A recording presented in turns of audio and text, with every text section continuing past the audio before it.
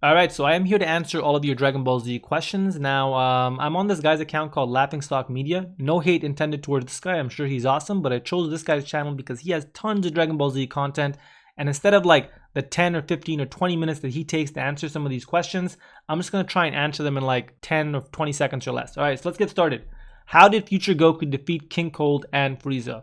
Easy. He used instant transmission, came to Earth. Goku obviously knew that Frieza is a sore loser, so because he knows that Frieza destroyed Planet Namek, and because he wouldn't want that to happen to Planet Earth, Goku probably got over his mercy and killed Frieza and King Cold immediately. Hypothetically speaking, let's just say Goku was still naive enough to give Frieza mercy.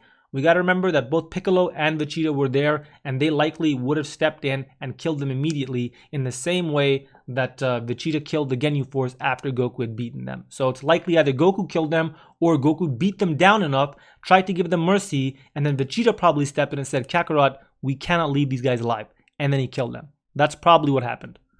Next one. What if Frieza had a time machine? Well, we know from Dragon Ball Z that when you go to a different timeline, whatever you do in that timeline does not affect the timeline you came from. So if Frieza went to that different timeline, killed Goku, it would only change the timeline for that timeline. The Goku of Frieza's time, or Frieza's own original timeline, would still be there. It would not change anything. So kind of pointless. Next one. What if Vegeta ruled Frieza's empire? Well, I imagine this would be the exact same thing. The only difference is that it would be Saiyan-centric instead of whatever race Frieza's from. So I don't think it would be any different from whether Vegeta ruled or Frieza ruled. They would probably rule in very similar ways. Does Vegeta need Goku to motivate him? Vegeta has answered this question himself. Vegeta is not a number one kind of person. The reason being is because he is not a self-motivated character. He has said repeatedly that he needs Goku in order to keep becoming stronger. Vegeta needs someone, whether it's Goku or Frieza or someone else, he needs a rival. He needs someone that he feels like he has to overcome. If Vegeta doesn't have that, he will stop training. Vegeta is much more of a person who is like, I would rather rule than conquer. Vegeta is that kind of a character, right? Where he wants to rule. Originally, his motivation was to become a Super Saiyan so he can become the ruler of the universe. Vegeta is not so much into just the endless training. I mean, he likes challenges, but yes, he needs Goku in order to motivate him. Although you could throw in a wrench and say that, well, Goku was dead for 7 years and Vegeta continued to train. But then you could say he also had Gohan, who he knew was stronger than him at one point, and he was trying to become, his motivation went from Goku to Gohan in terms of trying to become the most powerful Saiyans, and Gohan achieved Super Saiyan 2, and Vegeta hadn't. So Vegeta knew there was still a new level for him to reach because of someone else, not because of self-motivation. Every time Vegeta surpassed Goku, when they met, before Goku used Kaioken, Vegeta was stronger than him, and when they both healed after the Zenkai boost, again, prior to Goku entering the gravity chamber, Vegeta was stronger than him. And I guess after Vegeta came out of the Hyperbolic Time Chamber and before Goku went in, there was a period where Vegeta was stronger than him, but that's about it. What if Vegeta killed Goku in the Saiyan Saga? Well, the exact same thing would happen. Likely what would result is that his wounds, or the damage that he would take from beating Goku, would be so great that he probably would not have the strength to defeat both Krillin and Gohan, right? So what happened is he'd probably get into his ship and then he'd want to go to Planet Namek. Gohan and Krillin would also be going to Namek, but this time for the added wish of wishing back Goku as well as everyone else. So the exact same storyline would have happened. The only difference is that Goku would not be there to save them against Frieza. I mean, sure, maybe they could use their wish to wish back Goku instead of Piccolo and bring Goku to Planet Namek, but without the gravity chamber, Goku would be significantly, and I mean significantly weaker than he was in the current timeline, and Frieza would wipe the floor with him. I think that's about it, no? Yeah, that's about it. What if Cell defeated Gohan in Dragon Ball Z? Simple. He would kill everybody and that would be the end of the show. Jesus Christ. How did Goku Black and Zamasu kill the gods? This was answered, people. The gods of destructions are attached to the Supreme Kais in each of their universes. So by killing the Supreme Kais, who are significantly all weaker than the gods of destruction, these guys are usually weaker than Super Saiyan 2s or even Super Saiyans. You would effectively kill off all the gods of destruction. Now, what about the angels? Well, it's been made clear that the angel plays a supporting role.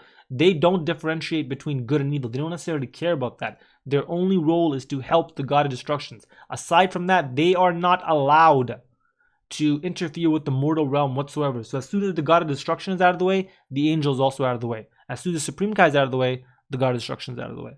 Alright, I think that's basically it. Should Cooler be rebooted? I don't know if you like. What if Pycon was in the Tournament of Power? The exact same thing would happen. I mean, think about it.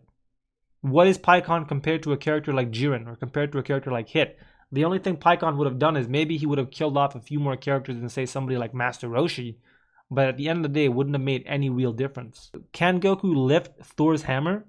I don't really care, to be honest with you. I'm surprised anyone cares about that. Who defeated King Cold and Frieza in Cell's? What? Isn't this? Didn't he already? This is basically the same video. I mean, who defeated Frieza in King Cold and Cell's timeline? Goku did. What kind of? Honestly, that's a stupid question. Whatever.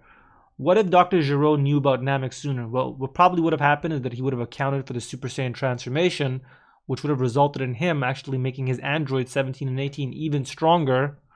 But that would have also resulted in probably that them being delayed. So maybe they would have destroyed the Earth a couple years after than they initially did, given that it would take Gero a little bit longer to make them more powerful when accounting for the Super Saiyan transformation. Why didn't Vegito destroy Super Buu? Again, this, Jesus Christ, a 4-minute video on this? It was made clear. He was trying to save his kids and Piccolo, so he intentionally got absorbed. Vegito versus Gogeta, who is the better fusion? They actually cancel each other out. Initially, Vegito used to be the better fusion for no other reason than the fact that it was permanent. And if you're in a fight and you don't have that 30-minute barrier, it's much better. But given that Vegito was retconned and that permanency is no longer there, these guys are pretty much the same in terms of strength, speed, skill, experience, as well as time. So I'd say they pretty much cancel each other out. I mean, even the difference in their personality. You can say that Gogeta is a guy who gets the job done faster and he goes hardcore immediately because he went hardcore against Broly. But again, you got to remember, Vegeta was not trying to kill Kid Buu. Or excuse me, Vegeta was not trying to kill Super Buu. He was trying to save his kids. So maybe that difference in personality is just superficial. Maybe they're exactly the same, even in personality. I mean, well, anyways, it doesn't matter, I guess. Let's keep going. What if Mecha Frieza trained after fighting Goku? Seriously? It took Frieza 6 months to get to basically Super Saiyan Blue level. So if Mecha Frieza just trained for even 2 weeks, he would have been far above the Super Saiyan transformation. What if Vegeta went Super Saiyan 2 during the Cell Saga? He would have killed Cell. I mean, that's pretty much obvious. And if Goku were still alive, he probably would have kicked Goku's ass. I doubt Vegeta would kill Goku at that point, since they have a lot of mutual friends, etc. But he would be the #1 Saiyan. Yeah. If DBS Broly was in the Tournament of Power, he would be a huge liability to everyone, not just Goku, because this is a guy who cannot control his power. He would go berserk and probably start attacking everyone. And that's it. All right, that's basically it. Who's the best main antagonist in Dragon Ball Z? That's obviously, for me, I think it's Kid Buu in terms of villain. He's basically a 100% purebred villain. But Frieza in terms of his how interesting he is, right? Frieza has like a goal and everything in mind. He's somewhat intelligent. But yeah. But you also got to remember that Kid Buu is the only one who actually successfully destroyed the Earth. Not counting when Frieza did it and then Whis went back in time. Every time Gohan surpassed Goku, well, there was the brief moment where he surpassed Goku versus Raditz.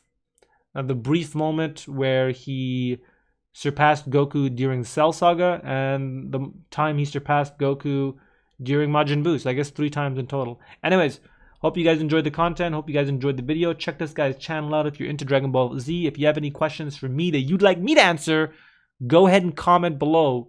And if your question is at all interesting, I'll actually answer it. If it's not interesting, I'll just give your question a like and you'll know that I'm not going to answer it. This is Randumpz signing out. Hope you enjoyed the video. Thank you for watching. Have an awesome day.